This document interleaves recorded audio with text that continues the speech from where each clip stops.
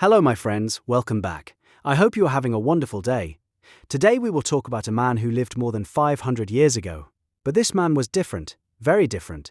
He painted one of the most famous paintings in the world. He studied birds because he wanted to fly like them. He drew machines that did not exist in his time. His name was Leonardo da Vinci. Did you know that Leonardo never finished school? Did you know that many people thought his ideas were crazy? But today, the whole world knows his name. If you enjoy learning through stories like this, stay with me until the end. Now, let me tell you Leonardo's story. It was April 15th, 1452, in a small village called Vinci in Italy. A baby boy was born. His name was Leonardo. His father was a rich man, a notary. His mother was a simple woman from the village. Leonardo did not grow up with his mother. He lived with his father and his father's family. But Leonardo was not like other children. When Leonardo was a boy, he did not go to a normal school. In those days, schools taught Latin, mathematics, and religion. But Leonardo did not learn these things. Why? Because he was born outside of marriage. This meant his parents were not married, and at that time, this was a problem. So Leonardo could not go to the best schools. But Leonardo did not stop learning. He learned by watching. He watched everything. He watched the trees move in the wind. He watched birds fly in the sky. He watched water flow in the river. He asked many questions. Why do birds fly? How do rivers move? Why does the sun create shadows? His family did not always understand him. But Leonardo kept asking. He kept watching. Leonardo loved to draw. He drew animals. He drew plants. He drew people. His father saw his drawings and thought, my son has a gift.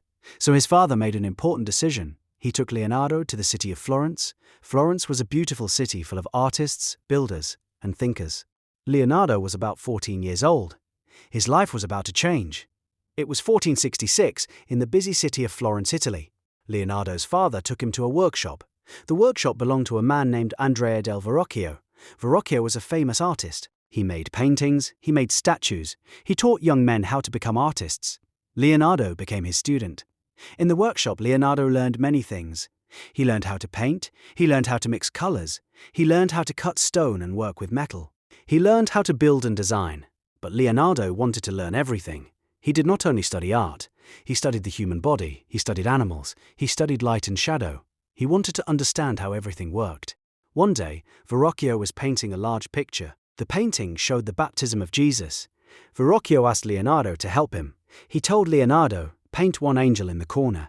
Leonardo painted the angel. When Verrocchio saw it, he was shocked. Leonardo's angel was more beautiful than anything Verrocchio had ever painted. Some people say that after that day, Verrocchio never painted again.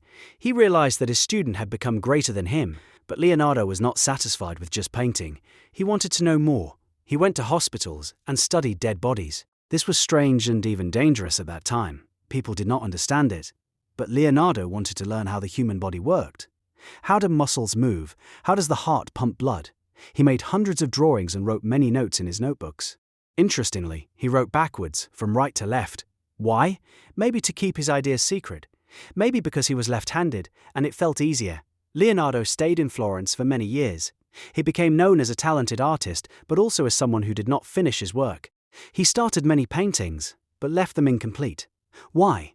Because Leonardo was always thinking, always learning, always moving to the next idea. His mind never stopped. In the late 1480s, Leonardo moved to the city of Milan in northern Italy.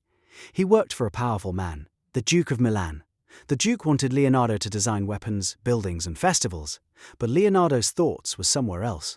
He was thinking about birds. He was thinking about the sky. He wanted to fly. Leonardo spent hours watching birds. He studied how they moved their wings, how they turned in the air, and how they landed. He drew everything. His notebooks were filled with drawings of wings, feathers, and flying machines. He believed that if he understood the laws of nature, he could build a machine that could fly. He designed many flying machines. One had large wings made of wood and cloth. A man would lie on the machine and move the wings using his arms and legs. Another design looked like a helicopter with a large spinning structure on top. He also drew parachutes and gliders. Did any of them work? We are not sure. There is no clear evidence that Leonardo ever built or tested these machines.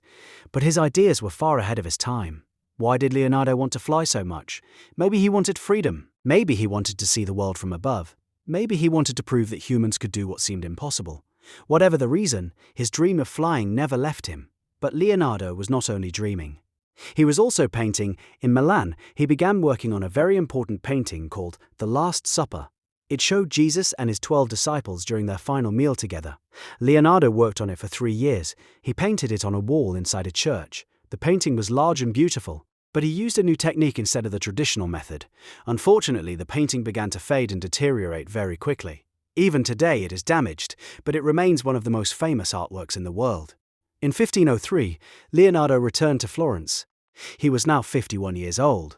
He was famous, but he was not rich. Because he did not finish many projects, he often did not get paid. Then, a man named Francesco del Giocondo came to him. He was a wealthy merchant. He asked Leonardo to paint a portrait of his wife, Lisa Gherardini. Leonardo agreed. He painted a woman sitting calmly with her hands folded. Behind her was a mysterious landscape of mountains and rivers. But what made the painting special was her expression. She had a small, gentle smile, not fully happy, not sad, something in between. People looked at the painting and wondered, what is she thinking? No one truly knows, even today. Leonardo worked on this painting for many years. Some say 4 years. Others say more than 10. He carried it with him wherever he went. He never gave it to the man who commissioned it. Maybe he felt it was never finished. Maybe he simply loved it too much. This painting is known as the Mona Lisa. Today, it is the most famous painting in the world. Millions of people travel to Paris to see it in the Louvre Museum. As Leonardo's life continued, the world around him was changing. There were wars. Cities fought for power. Leonardo moved from place to place, working for different rulers. He designed buildings, weapons, and inventions. But he still left many projects unfinished. People began to call him unreliable, but Leonardo did not care. He was not interested in wealth or power. He was interested in knowledge. In 1516, when he was 64 years old, Leonardo moved to France after being invited by King Francis I. The king gave him a beautiful home and treated him with great respect. Leonardo spent his final years quietly. He continued thinking, studying, and reviewing his ideas. His notebooks were filled with thousands of pages of drawings and inventions.